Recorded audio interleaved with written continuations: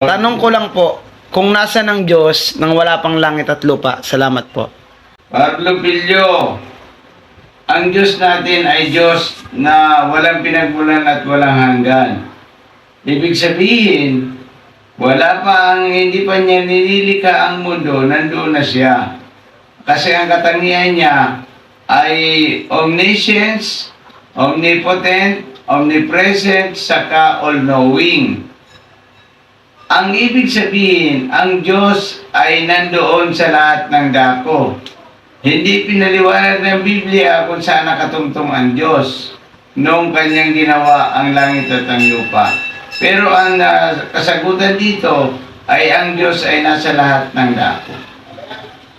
Hindi mo kayang ipaliwanag ito o sukatin, lalo kung wala ka pang Kristo sa iyong puso. Kailangan mong, Carlo, na tanggapin si Kristo bilang Panginoon mo at tagapagligtas para hindi ka pumasok sa impyerno. Kasi isang langit at isang impyerno lamang ang papasukan ng tao.